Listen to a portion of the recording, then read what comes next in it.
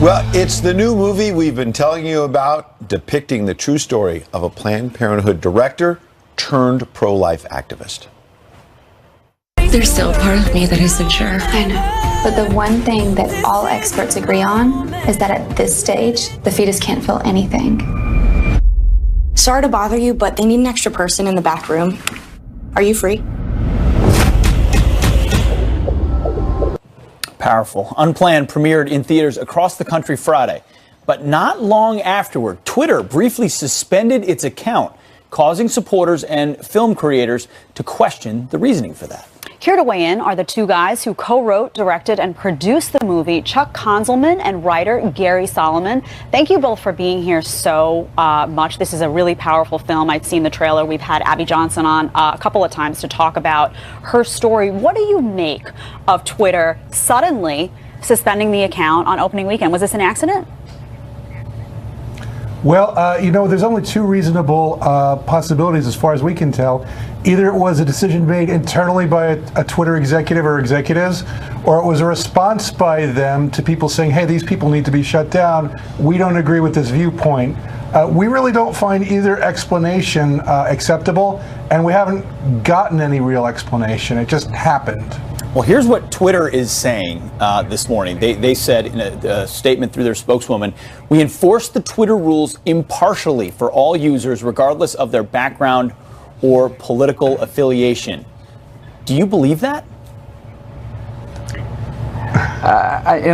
We've heard this 1,000 times. It happens over and over, but amazingly, it seems to happen to these kinds of movies, conservative viewed movies. Always seems to happen on the right.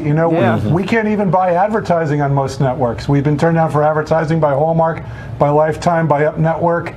With the MPAA restriction of giving us an R rating, we cannot run our trailer before any movie other than an R rated, and that's not our audience. So it seems to be a pretty determined effort across the board to shut us down, to starve us for the ability to advertise or for any publicity. And we're really thankful to Fox. Sure.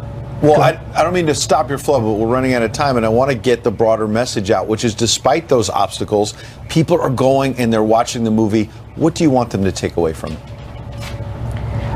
Hope, forgiveness, redemption. This is not a movie about condemnation. We're getting a tremendous response across the nation. People who have had who are post abortive for 50 years have come to us and said, I'm free, I'm free. Everyone who sees the movie is absolutely unbelievably moved. The problem is you can have a great movie, but if you're shut down on all your social media and everything else and advertise, they won't take it. And no one knows it's out there. That's the goal, that's the goal of those who are trying just to kill the movie. Well, a powerful movie, powerful message. Gary Solomon and Chuck Konzelman, we appreciate you both coming in, co-wrote the film. Check it out. Thank you. Thank you so much. Thank you both. Thank you. It's true. They shut down messages. When you try to the Twitter followers on that account shot up, by the way, when they suspended it afterwards. So people don't like that shutting down of voices. It's true. A border city sounding the alarm about the massive flow of migrants pouring over our southern border. One official's desperate call as his city becomes overwhelmed. And they don't call it March Madness for nothing. How missing a free throw on purpose earned one team a trip to the Final Four. Doubling down on his crackdown on illegal immigration. We're not going to give them hundreds of billions of dollars and tell them that they're not going to use their strong immigration laws to help the United States. The State Department confirmed that we will be cutting payments, aid payments, to El Salvador, Guatemala, and Honduras. We are safe because we are a city of immigrants and asylum seekers.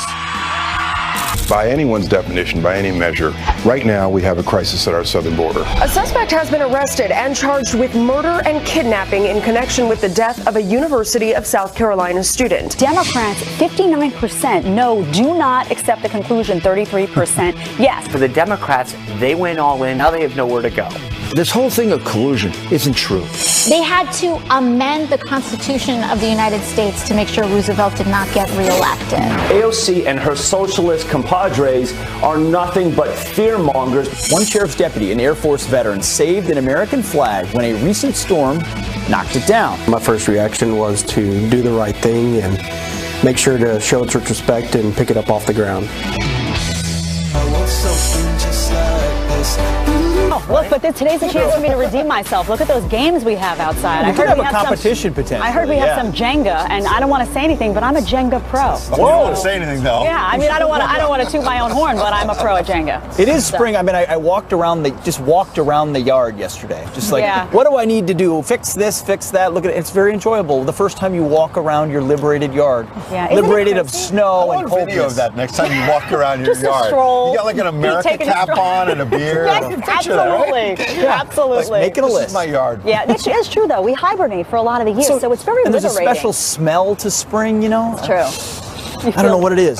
Nothing says America like Pete walking around his yard with a Budweiser, and nothing says 2020 like President Trump getting tough on illegal immigration, just like he did in 2016. This is one of the Democrats are going to say this is political.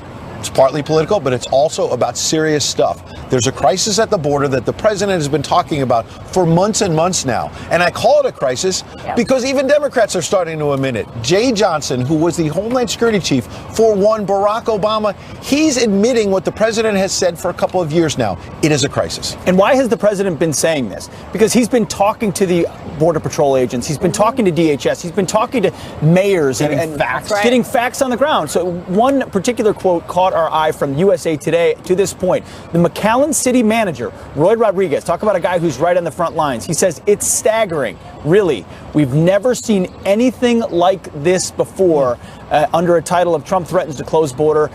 So as the border crisis continues and the threat to potentially shut down the border is there, these city managers, these mayors, city council members, others are saying it's happening in my community right now. Yeah, the numbers are actually astounding when you look at them. 100,000 border apprehensions so far in fiscal year 2019, 1,000 average arrests a day, 162,260 total border apprehensions in fiscal year 2018. But it's even worse because some days it's 1,000. That might be the average. But even, again, Jay Johnson, a Democrat, is saying there have been some days recently where it's 4,000 a day. 4,000. Hold on, guys. I don't mean to correct, but if you go back to that full screen, that's just in one sector. That's just in the Rio Grande Valley sector, which makes the Jay Johnson comment fit because there's other places where it's happening as well. That's it. And McAllen is in the Rio Grande Valley. So you've got, and I've been on that section of the border, on that border, talking to Border Patrol agents. Where they have a wall, they're able to control the flow of people. You still have the problem of asylum being sought.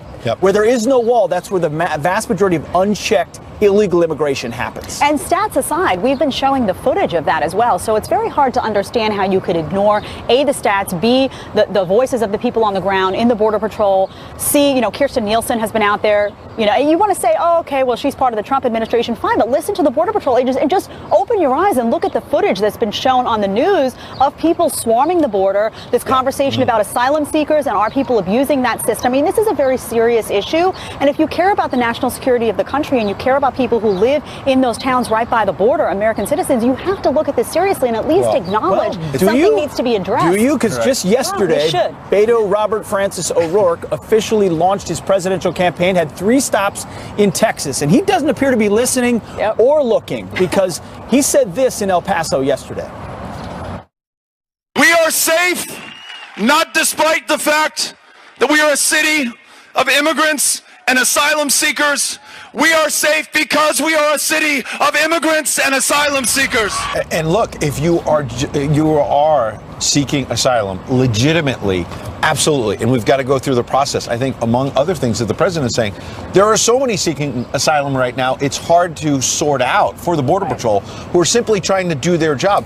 Who is legitimate and who is not? Who is trying to hide in there and use the fact that there's an overflow right now of asylum seekers who may be legitimate and take advantage of that? Terrorists, drug dealers, the rest. For me, it was very important that Jay Johnson came out, though. He was on Cavuto yesterday, Homeland Security Secretary. Remember, this is under President Obama. Take a listen to what he said. And remember, because he comes from the Obama administration, people who are not inclined to listen to the Trump administration might be giving him a second look. By anyone's definition, by any measure, right now we have a crisis at our southern border. According to the commissioner of CBP, there were 4,000 apprehensions in one day alone this past week, and we're on pace for 100,000 apprehensions on our southern border this month. That is by far a greater number than anything I saw on my watch in my 3 years as Secretary of Homeland Security. And you and I saw him in the lobby before he did the interview with Neil Cavuto. I had a chance to talk with him. He just looked at me. He's like, this is common sense. It's obvious. It's right before our eyes. Him for not playing politics and saying, look, I'm someone who served in a Democratic administration, but I looked at the same facts that President Trump is looking at, and actually the facts have gotten worse. And good for Jay Johnson for just speaking out. Truth to power. He'll take a lot of heat for that. My question is, will folks in the media who tend to lean toward favoring the Obama administration, badgering President Trump, will they look at this and say, wait a second, it's going to be harder for us to take this stand when you have someone from our team, so to speak, now saying the same thing? And the flow becomes even more of a crisis because there aren't the facilities for it, so people are being released even earlier in the hopes they show up for a hearing that many never show up for. It just compounds the problem. So Democrats have spent a long time not listening to the facts that President Trump has presented about the crisis at the border. They've also ignored the president tweeting, talking publicly for months and months now about problems at the FBI, the Justice Department, and all the rest in terms of how the entire Mueller investigation started, what went on in terms of abuses of power. Suddenly, now that parts of the Mueller report have trickled out, and we found out there was no collusion, conspiracy, and that they are not going to pursue obstruction of justice charges, Rudy Giuliani was on Justice with Judge Jeanine last night saying it's time to look at the Democrats. It's time to crack down on those abuses. Watch. What are they doing this for? Right. Somebody made this up, Jeanine. Somebody conceived this, and they superimposed it, and then they went out to try to prove it. And we have to find out who's the brains behind this. I think we need a Justice Department investigation of who tried to perpetrate a fraud on the American people. Why haven't we heard about or from Christopher Steele, the people from Fusion GPS, Glenn Simpson, they should all be in jail. Why is Cabe running around selling his book when he should be in jail for perjury? Why is Orr and his wife, when he should be in jail for conflict of interest and maybe bribery? McCabe, of course, a reference to Andy McCabe, who was on his book tour recently, as you know, saying the president might be an agent of Russia. He said that before we got the facts. Right. And we had Rudy Giuliani on the show yesterday, and I brought up the Obama administration. I said, listen, what you have to ask, what did President Obama know?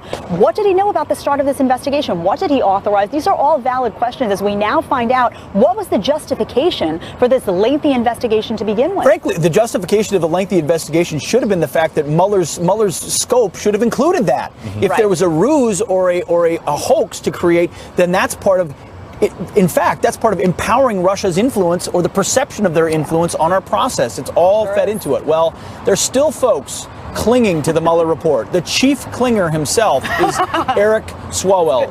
Clinger, what's it called? Collusion clinger. That's not my phrase. That's from Joe Concha yesterday on our program. Now, he's saying, even though the Mueller report is out, he wants to see more of it. He's going to subpoena the unredacted version of that report. Listen. If William Barr refuses to release it in full and unredacted, will the Democratic leadership subpoena it? Will Adam Schiff subpoena it?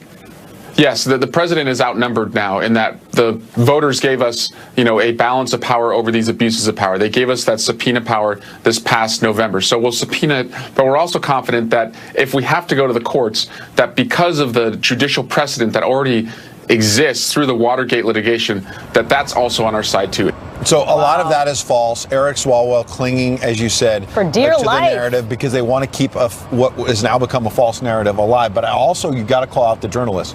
Joy Reid there at MSNBC starts the question: if the Attorney General refuses to release an unredacted version, no one believes it's sensible for the Attorney General to release an unredacted version, the whole report. There's grand jury material in there. It'd be against the law to put that out there. We've heard that again and again. And there also may be, we haven't seen it yet, but sensitive classified information about the Russia-U.S. relationship, what they were doing the last So to say that you have to release the entire report is nonsense. You got to wonder if the desperation will ever end. Well, Brad Parscale, Trump 2020 campaign manager, he went on the record and talked about the left holding on to the Russia collusion. Take a listen.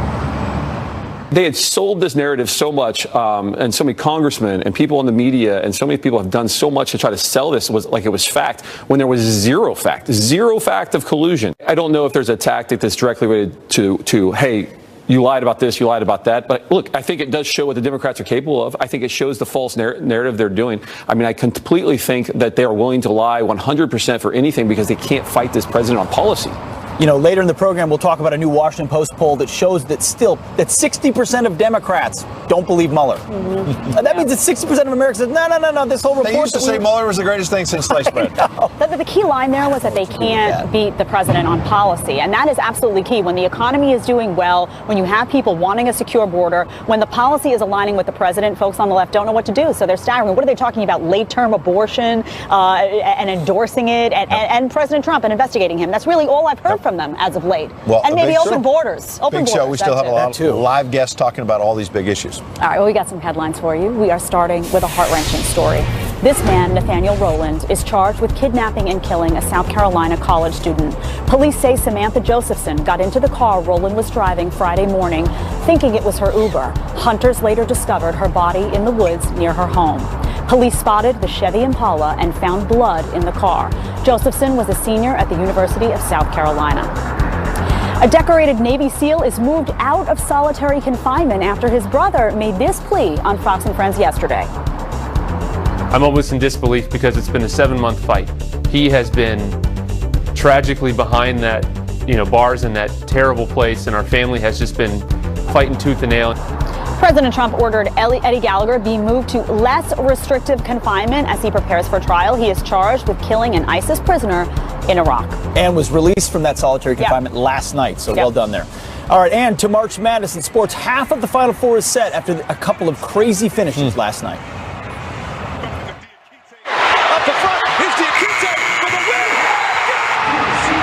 I mean, to miss it, to tip it, and then to have the presence of mind to pass it rather than chuck it up.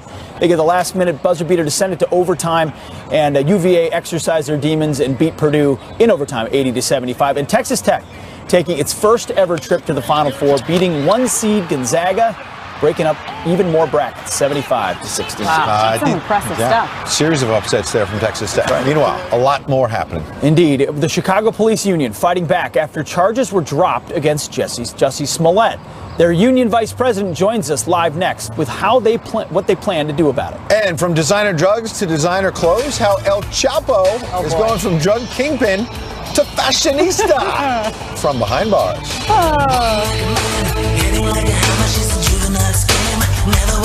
Chicago prosecutors dropping all charges against Jussie Smollett following his alleged hate crime hoax, setting off a firestorm across the country. In Chicago, police now planning a protest at the prosecutor's office tomorrow. Here with more is one of those protesters, Martin Pribe, second vice president of the Fraternal Order of Police, Chicago Lodge 7. Martin, thanks for joining us this morning. Update our viewers on where we are on this case right now. Well, right now we're still in sort of the media frenzy about it. Miss Fox, Kimberly Fox, published a bizarre and difficult to understand explanation of what she did in the Chicago Tribune. It doesn't make any sense. It doesn't address the key issues. And so that's we're at it. We're grateful that the federal authorities are going to look into it. We believe that that's very important to find out what happened here, and we're going to look at our own legal options to get this case back into court and back through the legal process, which is what it should have done to begin with. Yeah, I know police in Chicago are outraged. They feel like preferential treatment's at stake, maybe some backdoor deals. Here's part of that op-ed you're talking about. Kim Fox, the prosecutor, wrote it in the Chicago Tribune on Friday. She wrote this: claims that the outcome of this case has, quote, exonerated him are simply wrong. He's not been exonerated. He has been found he has not been found innocent. So why isn't Smollett in prison or at least on trial? My office believed the likelihood of securing a conviction was not certain. She also went on to say that she's open to maybe an independent or outside review of this. Your reaction to that? Well, I mean, what is it then? I mean, he's not resolved. It is resolved, and not likely to have a conviction. What does that mean? I think I could probably find 500 or 600 detectives in Chicago and as many attorneys and former prosecutors who would laugh at that statement. I mean, the evidence seemed overwhelming, and prosecutors aren't supposed to just toss in the towel for arbitrary reasons. If you have evidence, you you have a good investigation, you go forward with it. This is a hate crime. Hate crimes, have to be legitimate. They're important. They're important legislation to protect people from terrible crimes. Well, and it's a crime that could have nonsense. It could have distracted potentially many man hours of pursuing other things for the Chicago PD. You feel like she's running effectively against the Chicago Police Department. Why? Yes, well, because this is the tip of the iceberg. There's other scandals that we've complained to federal authorities and said they need to exist. She's let people out of prison on murder convictions that we think were baseless, and she should not have done so. These were horrible murders. She vacated the convictions of a Spanish Cobra gang member from 20 years ago. Why is a prosecutor vacating 20-year-old convictions of a gang member that will allow him to stay in the country? Keep us, Mark, we've got to go. We've got to go. Keep us updated on this case, and I can tell you're outraged. We appreciate your time. Thank you. You're welcome. Thank you. All right. Well, Beto O'Rourke, Robert Francis, in an all-out blitz, making his White House official run official. Can he reclaim his star status in a Lone Star state? We're going to debate that coming up next. Welcome back. Some quick headlines for you. The CEO of Facebook admits social media companies should be regulated. Mark Zuckerberg writing an op-ed in the Washington Post saying governments need to be more active in policing the internet. Who polices the policeman, though? This comes after a series of safety and ethical controversies facing the tech giant. And Saudi Arabia is reportedly being blamed for hacking Amazon CEO Jeff Bezos' cell phone and then leaking texts that exposed his affair. New reports show the company's top security chief believes the Saudis wanted to hurt Bezos over the coverage of the Washington Post murdered columnist Jamal Khashoggi. Bezos owns the newspaper. Ed, down to you. Intrigue. Democratic hopeful Beto O'Rourke officially kicking off his campaign this weekend. He's been out there already, but now he had a 3-city rally blitz all across Texas. We have an economy that works too well for too few. We must get to universal, guaranteed, high-quality health care, universal background checks. We've seen a 50% reduction in gun violence. We are safe because we are a city of immigrants and asylum seekers. So will this strategy help keep him as a top contender for 2020? Here to debate, Trump campaign national press secretary Kayleigh McEnany and Democratic strategist Jason Nichols. Good morning to both of you. Good morning, Ed. Kayleigh, I wonder what you think about the substance of what Beto O'Rourke is claiming out there, such as this is an economy that helps too few. Well, apparently he's ignored the facts. That is, after all, what I found is the message of Democrats: ignore reality, deny the facts, because the facts are this. The bottom half of the income spectrum are seeing their wages grow twice as fast as those at the top. Why? Because of President Trump's free market policies. We have historic low unemployment for African Americans and Hispanics. This is the best economic time on record. 71% said that in the CNN poll, that the economy is in good shape. So if Beto wants to take an economic message, by all means, please bring that to us. We are ready and equipped at the Trump campaign. Jason, what about that? Well, I think one of the economic messages that Beto is talking about is paying teachers more. We have teachers who have to drive Uber, who aren't able to make ends meet. He's talking about health care, which in many cases the Trump administration is trying to cut health care. This is going to hurt our economy. It's going to hurt people. It's going to put people into bankruptcy. And he's saying that we need a change. And I think that he and many other people on the left are actually sending the right message to the American people. Okay, 2 points there. First, I want to press you, Jason, on this idea. When I asked you about the economy and what Beto O'Rourke is saying, you say, well, he wants to pay teachers more, and that's well and good. But what about what Kayleigh said, the substance? Wages are going up for people. How can you and Beto O'Rourke and other Democrats claim the economy is not helping people when we have record low unemployment for African Americans, Hispanics, others, and wages are going up for folks? Well, again, Ed, we're going to disagree on why our economy is going well. And we know that there's a lot of projections. But what about the facts? Are wages going up, yes or no? There are many projections that say that we're headed actually in the wrong direction. Him saying that we're going to shut down the border is going to hurt our economy even more. It's going to hurt farmers. It's going to hurt dairy farmers in California. So the president, I think he benefits from, some economic trends that have been happening even before he was president. And he's going to actually hurt us in other ways. He's been on the job for 2 years. Kayleigh, I'll give you a crack at that, but I also want to press you on health care because Jason made a point that the president's approach to health care may backfire. Your chance to respond. Sure. And there you go again. Democrats denying the facts. Jason said President Trump is restricting health care choice. Absolutely not. Because of President Trump, finally consumers have access to cheaper short-term plans, association health care plans, prescription drugs. Consumers saved $26 billion last year because of the Trump administration. More needs to be done, but Democrats want to abolish private insurance, go the way of socialist medicine that would have fewer choice, less access to care, higher costs. For a decade, we've had a disaster under Obamacare, seeing healthcare costs increase for the first time this year. Premiums are leveling because of President Trump and free market policy. There's more to be done, but eliminating insurance is not the answer. There's a point there about Kamala Harris did call for the end of private insurance. You got others calling for Medicare for all. How are you going to pay for that? I think there are many ways to pay for it. Number one, we know that just by eliminating the paperwork, you're going to save $400 billion per year. So there are many ways that we can actually pay for it. Paperwork is going to get you $400 billion. It absolutely is. Check it. Fact check me. I'm we'll see how that certain works. About that. Okay, what else you got on healthcare? We'll see. And, you know, of course, President Trump, he doesn't even have a plan. He's talking about eliminating Obamacare, but has nothing to back it up. And about 20 million people are going to lose their health insurance. And that's what's bad for the Guess how That's many absolutely Americans are true, going to Kayleigh. lose their health insurance when you eliminate private insurance? Jason, you made your You points. want a government takeover.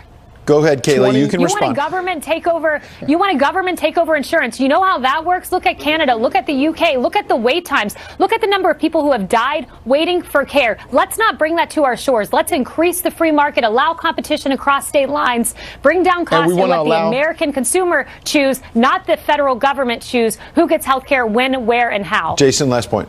Well, everyone should get health care. That's what people on the left are talking about. Instead of us choosing for people who can afford it, and 20 million people losing their health care, which is what the Trump administration and Kayleigh's side are advocating. That's just false. Does the president have a plan, Kayleigh?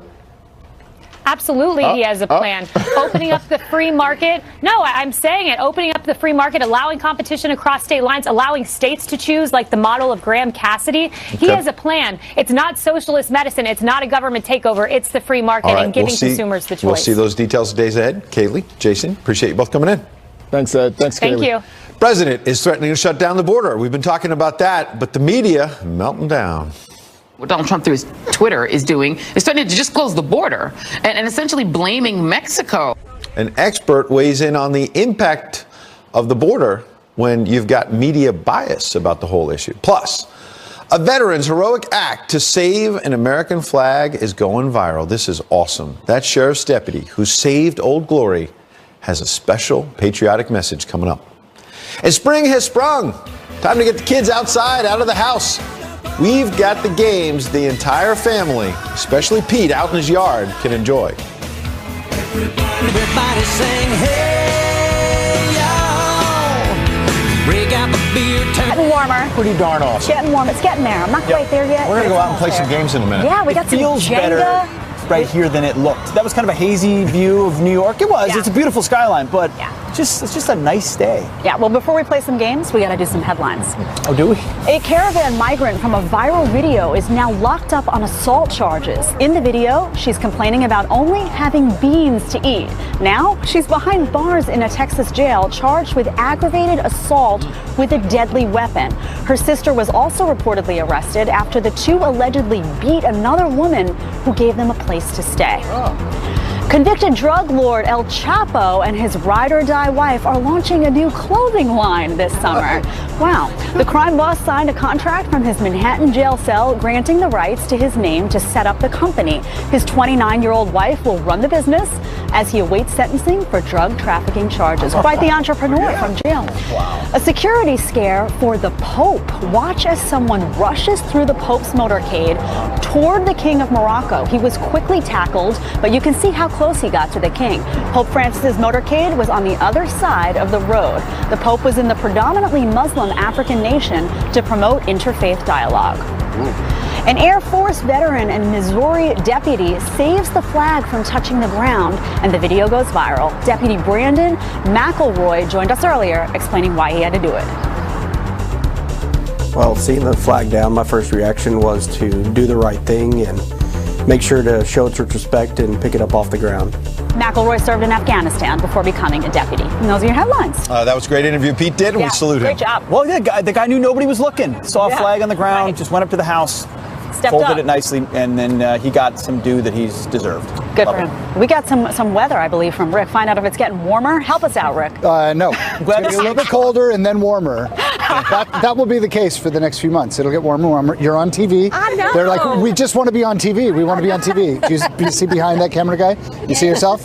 Nice. You look good. You look good. All right. Take a look at the weather map. Show you what's going on this morning. Temperature-wise, there you go. Cold front moving through the east, and it's going to drop temperatures behind us about 10 degrees. But overall, not that bad. It is a chilly start, 22 degrees in Minneapolis. Here's what the day plays out across parts of the mid-Atlantic Northeast. That front moves through. We'll see some showers coming through. Behind that, cooler air moves in by this evening. Temps are going to be dropping back into the 30s for almost everybody. So get your winter coats out again. Sorry to say it. Down across the southeast, you also have this showers moving through. The one benefit is it is going to calm down the pollen count, at least for a day or two, so your allergies will feel better by later on in the afternoon. Up across parts of the northern plains, a little bit of snow moving in across parts of Minnesota, and then behind that, colder air. You will warm up this week again across parts of the northeast. All right, Ed. Wow. We've got some games. We promised them. It's finally starting to feel at least a little bit like spring, as you just heard. So what better way to get the kids back outside than to try out some new backyard games? And here with more is lifestyle expert Barbara Majeski. Good morning. Good morning. We were just talking about how we're still getting there in terms of the heat. We're getting there. Let's talk about the kids and how you get them outside. Yeah, and it's time to get them outside. It's time to unplug, get them outside. So I brought some really fun supersized Connect games. Four is cool. Pete Connect seems Four. like he's focused. He's a natural. He's a natural. Right there. And you just want to get 4 in a row. Yep. It's real easy. It's fun. It can stay outside. I don't know who's going to be the winner here. Oh, Rick set But me all up. right, He we'll set have me to. I can't go. Almost. All right, we'll get back to the end of this. We'll come back to that. We're We'll going to come tease back to everyone. that. So what about the checkerboard? This is fun. I mean, come on, this is so fun. A classic game, right? Absolutely. And this is only $30. You can do a super size of checkers. The kids can play it, the parents can play it, everybody can get I love involved. But listen, this is all stuff to kind of jar our memory. Have you ever met Jenga Jedediah? No. She has been promising that she loves Jenga, so watch your step. We're going to Okay. come over and check out a little Jenga. How you doing? Now I know. Okay. That's right. I know how to do it. This is a serious game, and when you supersize it, it's Right even. inside, it's you usually wanna- a bit I smaller think it's on your your turn. table. Yeah. So, all right, I got to take one out? Yeah. you Now gotta it's try. your turn. Okay. Hey, This. You win. What happened? Yeah. Jen is right. She's good at this. Now I know. That's what all about these good. big cups All here? right, so we can. This is we got this first. this is Kerplunk, which is a classic game. You just pull out all the sticks, and whoever has the least amount of balls wins. And this, girls, show them how it's done on the count of 3. Ready, set, go. That's pretty cool. Right? Look at that. Look at them go. gotta get Look it at down. the speed in that. I don't know. They just keep going. All right. We got some horseshoes as well. Yes, we got some talk about horseshoes. Let's keep horseshoes. going. These girls You will what? keep going. P1 Connect 4. All right. All right. So, these horseshoes are cool. So what do you do with them? Listen, basic game of horseshoes. You can supersize it or you can keep it at a classic regular size. I feel like, all right, good job, Lila and Jill. This is more the CrossFit version. We still have a second round. Hang Yeah. on. Let's see who wins. All Nice right. job. We're going to have to move them back next time. All right. No! 2 for 2. Come on over last here. one All down right. there. I don't know what that is. Oh, this is a great game. This is wicked size Pong. So what you want to do is here, stand over there. All right. Take this ball. Yeah. All right, and you're going to throw the balls in there, and whoever can gets pick the balls, you got to Pick move anyone? back. Oh, all pick right. anyone. Yes. Got to make it tough, Ed. All right. Wait, so I can pick anyone? Pick anyone, and it's the person that gets the most balls in wins. All right. yes. Okay. All right. I got a bad shot this week. Okay. Oh, all right. Well, Wait, now we're going smaller. Wait, let me set you up for success. Wait. All right, you got this. All fun Can I go games, underhand? all things to play outside. You can bring it back in. There you go. All right. So who won Connect 4? Yeah, who won? All right. Wait, Okay. All right. Debate.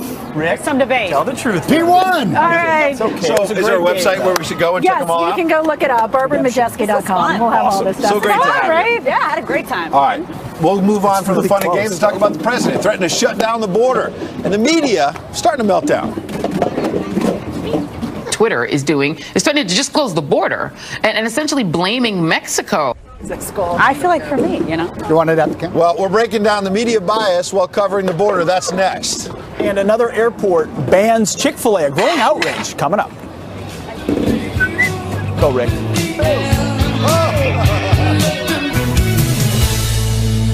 The media in a frenzy as President Trump doubles down on his threat to shut down the southern border.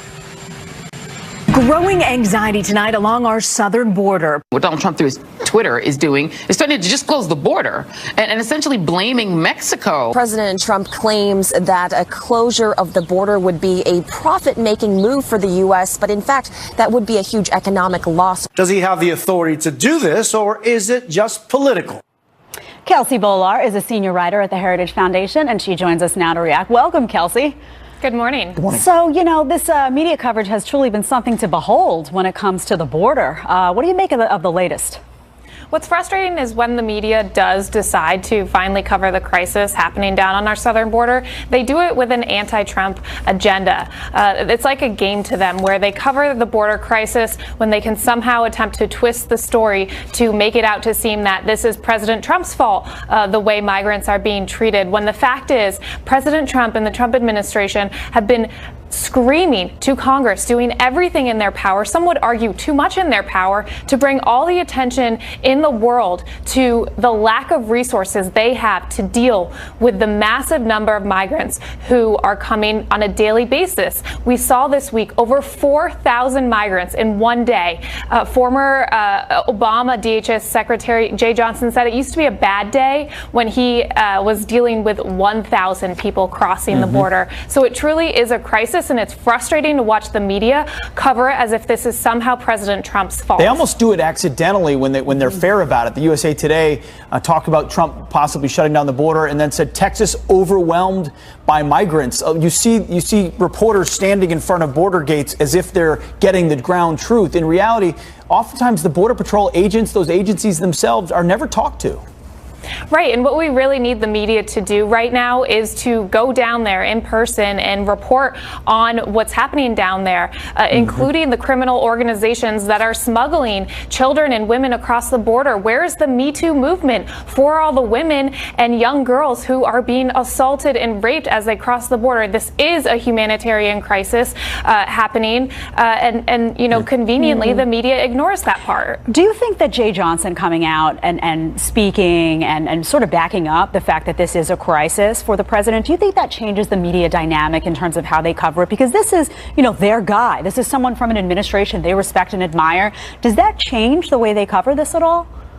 I hope it does. That certainly was a big moment from my perspective, and it was certainly needed. He's someone who has been there dealing with this, and he's saying, hey, we need to get past the politics and realize this is actually a crisis. And the president of the United States, no matter who he or she is, can only do so much. It is really up to Congress to address this crisis. And Democrats consistently are trying to avoid talking about this, and the media really needs to press them. Well, what do you think? What would you do to solve this? Because Republicans, President Trump, have proposed solution after solution, and Democrats, all they want to focus on is collusion, delusion. That's right, Kelsey, well done. You only messed up one thing. You pretended like the media and the Democrats were two different things. So you can next time just skip it and put a hyphen in there and let it be. All right, Kelsey, thank you very much for your time. We appreciate it. Thanks, Kelsey. Police tear down. Parents refuse to take their unvaccinated son to the hospital, so police barged in. Some are outraged, but our next guest is a nurse practitioner who says law enforcement did the right thing. Happens to me all the time, that teleprompter. They just switched that thing right up on me. And Bill Maher has a new word for socialism. It's the right kind of socialism that makes you the freest.